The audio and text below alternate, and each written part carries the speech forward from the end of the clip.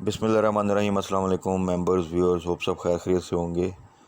आज की वीडियो में जी डिस्कस कर लेते हैं वही हुआ जिसका डर था। कल जो डिस्कस किया था हमने कि हालात जिस तरफ जा रहे हैं पॉलिटिकली, और उसकी वजह से इकोनॉमिकली भी जो सारी सिचुएशन बन रही है और कोई डिसीजन नहीं हो पा रहा, तो वो कुछ अच्छे हालात नहीं है पीएसएक्स के लिए। और ये वीक जो है वो बड़ा इंपॉर्टेंट भी रह सकता है, बड़ा वॉलेटाइल भी रह सकता है, और उसमें बड़े एहतियात से हमने जो सी है वो अपनी जो सी है ट्रेड करनी है या इन्वेस्टमेंट करनी है। But at the same time देखें चीज़ें बहुत चीप हैं, बस ये थोड़ा सा देखना होता है कि अगर फर्दर डिप भी आ सकती है तो वहाँ पे बाय करना ज़्यादा बेहतर है, कैश थोड़ा सा इन हैंड हो तो ज़्यादा बेहतर है।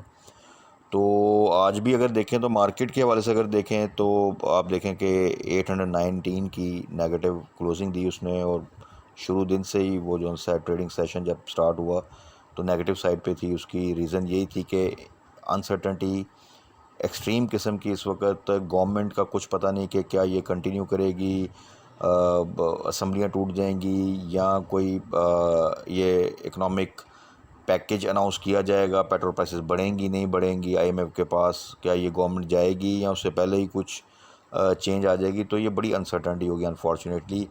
जब पहले भी इमरान खान की गवर्नमेंट उतरी थी तो एक लगा था कि शायद ये गवर्नमेंट अब चलेगी और इनकी पॉलिसीज़ जो सी हैं वो ऐसी हैं जो कि प्रो बिज़नेस पॉलिसीज़ हैं और प्रो पीएसएक्स पॉलिसीज़ हैं, जो इनका प्रीवियस रिकॉर्ड था। तो वो एक आपने देखा कि एक रैली बनी, बट उसके बाद जो पॉलिटिकल साइड पे चीज़ें डेवलप हुई और जो इनकी तरफ से भी अभी अगर आप देखें तो प्रॉपरली कोई चीज़ डिसाइड नहीं हो पा रही, तो वो चीज़ मज़ीद जो है वो अनसर्टनटी की तरफ जा रही है और कुछ नहीं पता कि आगे क्या सिचुएशन होगी। तो ऐसी सिचुएशन में दो चीज़ें जो सी हैं वो, एक पॉजिटिव चीज़ ये होती है कि सिचुएशन ज़्यादा प्रोलॉन्ग नहीं कर सकती, यानी उसमें फिर गवर्नमेंट लेवल पे डिसीजन जो है वो जल्द आने के चांसेस होते हैं, क्योंकि इस तरह की सिचुएशन में आप हफ्तों सर्वाइव नहीं कर सकते। और आप देखेंगे अभी कुछ टाइम गुजरा तो एक प्रेशर आना शुरू हो गया कि आइदर वे में डिसीजन करना पड़ेगा।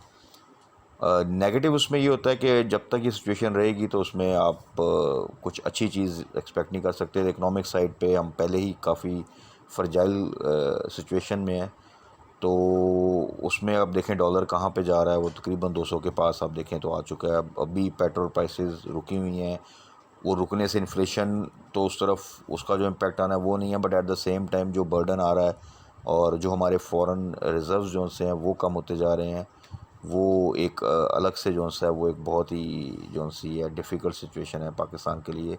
तो अल्लाह खैर करे जी, अल्लाह ताला जो भी है हमारे जो पावरफुल सर्कल्स हैं उनको कुछ जल्द डिसीजन और अच्छा डिसीजन करने की तौफीक दे, तो फिर ये अल्टीमेटली चीज़ें किसी तरफ जाएंगी तो फिर उसके अकॉर्डिंगली चीज़ें जो सी हैं वो सेटल डाउन होंगी। उसमें स्ट्रेटजी देखें, जो लोग जिनके पास होल्डिंग्स हैं, जो किसी स्टॉक में स्टक हैं, अगेन पिछले 3 साल में 12 दफ़ा ऐसी सिचुएशन आई है। तो अब अगर वो स्टक हैं, अगर टाइमली प्रॉफिट टेकिंग नहीं की या स्टॉप लॉस नहीं लगाया था, जो कि हमेशा हम डिस्कस करते हैं, तो उसमें वरी ना करें, उन कुछ चीज़ों को होल्ड करें। अगर उनकी फंडामेंटल्स ठीक हैं स्टॉक्स के, ईपीएस ठीक है, प्रीवियस उसमें ग्रोथ आ रही है, नथिंग टू वरी। आप उसको टारगेट कर लें जून क्लोजिंग में। ख़ास तौर पे जो स्टॉक जिनकी एनुअल क्लोजिंग आ रही है जून में, जो पे आउट देते हैं, तो उसमें अगर आपने अच्छे लेवल पे एंट्री ली है तो नथिंग टू वरी। अगर आपने हाई साइड पे एंट्री ली है तो उसमें आप वेट करें कि आपने उसको एवरेज करना, तो अल्टीमेटली आप उसमें एक अच्छा गेन कर लेंगे, रिकवरी भी कर लेंगे, और अच्छा पे आउट की वजह से एक चीज़ें जो सी है वो बेहतर तरीके से आप कंक्लूड कर लेंगे। और होपफुली ये जो कुछ भी पॉलिटिकल साइड पे और इकोनॉमिक साइड पे होना, ये इंशाल्लाह ताला विद इन अ मंथ जो सा चीज़ें सारी सेटल डाउन हो जाएंगी। और उसके बाद फिर बजट, और फिर जून क्लोजिंग के बाद आपको पता जो रिज़ल्ट सीज़न है वो अगस्त सितंबर में जो है प्रॉपरली जो है वो जाकर आता है, तो तब तक चीज़ें इंशाल्लाह ताला काफ़ी क्लैरिटी के साथ हमारे सामने होंगी। तो वो एक इन्वेस्टमेंट जो सी आपकी है, आपने उसको इस तरह लेके चलना है। हाँ, डे ट्रेड के लिए आपको अपॉर्चुनिटीज़ टाइम टू टाइम मिलती रहती हैं। कल हमने डिस्कस किया था, आप सबको याद होगा, अटक रिफाइनरी का, पीआरएल का, उसमें ओजीडीसी पीपीएल स्टिल बड़े अच्छे रेट्स पर हैं। वो आप उनमें जो है डिप में आप मिले तो आपको 1-2 दिन में उसमें एक गेन मिल सकता है, सिक्योर हैं इस वक्त रेट्स पर। तो अटक ने भी आज बहुत अच्छा आप डे ट्रेड दी अगर जिन्होंने किया होगा, और बड़ा अच्छा गेन दिया। और पीआरएल भी डेफिनेटली रिफाइनरी है, तो रिफाइनरीज में एक फिर तमाम में थोड़ी सी मूवमेंट आती है। और तो वो थोड़ा सा डिस्कस कर लेते हैं। प्लस कल के लिए भी कौन से स्टॉक्स हैं जो कि हमें अगर डे ट्रेड अगर हम करना चाहें तो उनको हम कंसिडर कर सकते हैं, और उसमें हमारी स्ट्रेटजी क्या होनी चाहिए डे ट्रेड में, जिसमें हम एटलीस्ट कुछ ना कुछ गेन करके एंट्री भी लें और एग्ज़िट भी ले लें टाइमली। तो वो थोड़ा सा डिस्कस कर लेते हैं। तो उसमें सबसे पहले अटक रिफाइनरी देख लेते हैं। अटक रिफाइनरी को कल की वीडियो में भी डिस्कस किया था। अगर इसको आप होल्ड करना चाहें तो भी फ़ायदा है, बट जो प्रेजेंट सिचुएशन है उसमें अगर आप डे ट्रेड करें या शॉर्ट ट्रेड्स में इमीडिएटली प्रॉफिट जब मिलता है आपको गेन करके एग्जिट लें और फिर डिप पे बाय करें, तो ये ज़्यादा अच्छी स्ट्रेटजी है। तो अगर आज भी देखें तो अटक रिफाइनरी ने आपको तकरीबन 10-11 रुपये की जो सी है वो मूवमेंट दी, जो कि एक बड़ी ह्यूज स्पैन की मूवमेंट बनती है। और इस तरह की मार्केट जहाँ पे आपकी मार्केट 800,000-1100 पॉइंट नेगेटिव साइड पे थी, तो और स्ट्रेटजी इसमें कल एग्जैक्टली ये डिस्कस की थी, और आगे के लिए भी ये स्ट्रेटजी है कि जब ये अटक रिफाइनरी में आपने जब भी अगर डे ट्रेड या शॉर्ट ट्रेड करनी है, तो जब ये 3-4% से नीचे जाए वहाँ पे आपने बाय करना है। एटलीस्ट 3% से नीचे जाए, थोड़ा सा डिप ले या 4-5 रुपये नीचे हो, वहाँ पे आपने बाय करना। जैसे ही फिर वो रिकवर करे और 2-3 रुपये ऊपर जाए तो वहाँ पे आप एग्जिट ले लें, तो वो एक आपका 4-5% का अच्छा गेन जो सा वो बन जाता है। तो कल के लिए भी अटक रिफाइनरी में यही पॉलिसी कि कल ओपनिंग में देखें कि जैसे ही ओपनिंग में आने के बाद ये डाउन साइड पे जाए, 3-4 पे नीचे जाए तो वहाँ पर बाय करें और स्टेप्स में बाय कर लें। यानी 3 पे डाउन पे आप कुछ क्वांटिटी बाय कर लें, और अगर फर्दर ये 5-6 रुपये डाउन जाता है तो वहाँ पे एक और क्वांटिटी बाय कर लें। और इसी तरह जैसे रिकवरी है तो जैसे ही आपको 4-5 रुपये की रिकवरी मिले तो वो क्वांटिटी सेल कर दें। और जो अगर आपने जो दूसरी लॉट जो सी बाई की हुई थी उसमें जैसे ही 3-4 रुपये की रिकवरी है तो वहाँ पे सेलिंग कर दें, तो आप डे ट्रेड में एक अच्छी परसेंटेज जो सी है वो सिक्योर कर लेंगे। उसके बाद दूसरा आ जाता है नेटसोल। नेटसोल को भी अगर आज देखें तो अगेन नेटसोल को तो आप टारगेट कर सकते हैं इजीली। इसका भी आपको याद होगा कि हमने 90-100 में इसकी बाइंग की थी। 107 को टच करके दोबारा आया, उस पर हमने जो सा था इसका स्टॉप लॉस ये रखा हुआ था कि 96 का जो सा स्टॉप लॉस जो सा हमने वो किया हुआ था। तो उसमें नेटसोल में नथिंग टू वरी। जिनके पास होल्डिंग है वो एवरेज करें इसको। अगर आप होल्ड करना चाहते हैं तो ये अल्टीमेटली आपको अच्छा गेन दे के जाएगा इंशाल्लाह ताला। आप इसको जून क्लोजिंग तक जो सा है वो टारगेट कर लें तो इंशाल्लाह ताला ये अच्छा गेन दे के जाएगा। But at the same time अगर आप ट्रेड भी करना चाहते हैं तो ये भी आपको डेली में 4-5 रुपये की एक अच्छी ट्रेड दे देता है, और आज भी इसने बहुत अच्छी ट्रेड दी। तो इसको भी कल डिप पे अगर आप देखें तो ऐसे जैसे ये 2-3 रुपये डाउन साइड पर जाए, और ये मोस्ट प्रॉब्ली इतना ही जाएगा 2-3 रुपये, तो वहाँ पर आप इसकी बाय लगा सकते हैं। और जैसे ही आपको मिले और जैसे ही रिकवरी की तरफ आए और 4-5 रुपये का आपको गेन मिल रहा हो तो वहाँ पे आप एग्ज़िट कर सकते हैं। तो नेटसोल भी आपको इस तरह की एक अच्छी ट्रेड दे सकता है। उसके बाद आ जाएँ पीआरएल छोटा स्टॉक है, बट आपको तकरीबन छोटे स्टॉक में भी अगर आप देखें तो 1 रुपये तक क्या एक मूवमेंट दे दी थी इसने आज। बिकॉज़ रिफाइनरी है तो अटक रिफाइनरी की जब मूवमेंट आती है, जैसे वो डिप लेता है तो पूरी रिफाइनरी जो सी है वो एक प्रेशर में आती है। जैसे ही उसमें रिकवरी आती है तो पीआरएल में भी एक अच्छी ट्रेड बन जाती है। छोटे स्टॉक्स में अगर आप थोड़ी सी बेहतर क्वांटिटी के साथ ट्रेड करना चाहें तो पीआरएल भी आपको एक अच्छी ट्रेड दे सकता है। Plus PRL at the same time ऐसे रेट्स पर है कि जहाँ पर आप एज ए इन्वेस्टमेंट भी इसमें एंट्री ले सकते हैं। उसके बाद आ जाते हैं जी टीआरजी। अच्छा, टीआरजी में भी अगर आप देखें तो टीआरजी भी 800,000 माइनस में भी अब लोअर लॉक की तरफ नहीं जाता। और जितने भी स्टॉक्स हमने डिस्कस किए हैं, आप नेटसोल को देख लें, अटक रिफाइनरी को देख लें, टीआरजी को देख लें। पीएलएल तो छोटा स्टॉक है तो उसमें थोड़ी सी भी गिरावट हो तो परसेंटेज वाइज ज़्यादा बन जाता है। तो ये तमाम वो स्टॉक्स हैं जो 2-3% तक ही जिन्होंने नेगेटिव क्लोजिंग दी है। आल्दो के मार्केट ने 800 से ज़्यादा की नेगेटिव क्लोजिंग दी है, और मार्केट 1100 पॉइंट पे भी जब गई तो ये कोई लोअर लॉक की तरफ नहीं गए थे।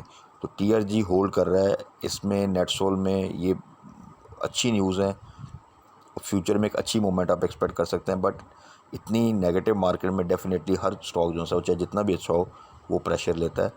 तो टीआरजी में भी आपको इन लेवल्स के ऊपर एवरेज करना डिप पे, या अगर आप डे ट्रेड चाहें तो 3-4 रुपये की ये भी आपको मूवमेंट दे देता है।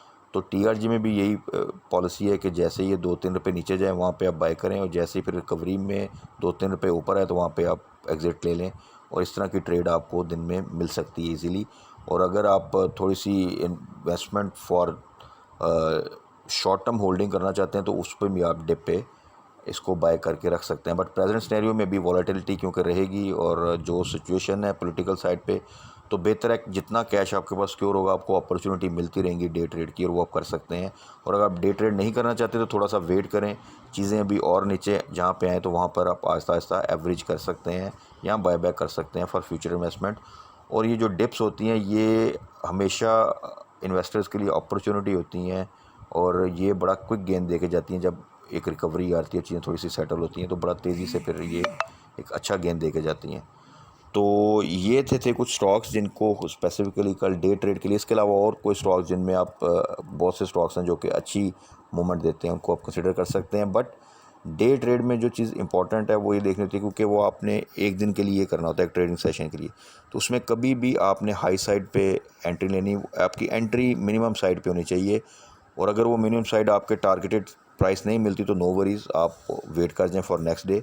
ज़रूरी नहीं कि आपने डे ट्रेड में उसमें जंप इन करना है, और अगर आपको सपोज टेक्निफाई 2-3 रुपये नीचे नहीं मिल रहा, वो 2-3 रुपये ऊपर ओपन हो रहा है, तो आप उसको 2-3 रुपये हाई साइड पे बाय कर लें, तो वो फिर मुश्किल हो जाता है ऐसी सिचुएशन में। वो डे ट्रेड आप उसमें डिफ़िकल्ट हो जाता है कि उसमें कुछ गेन कर सकें।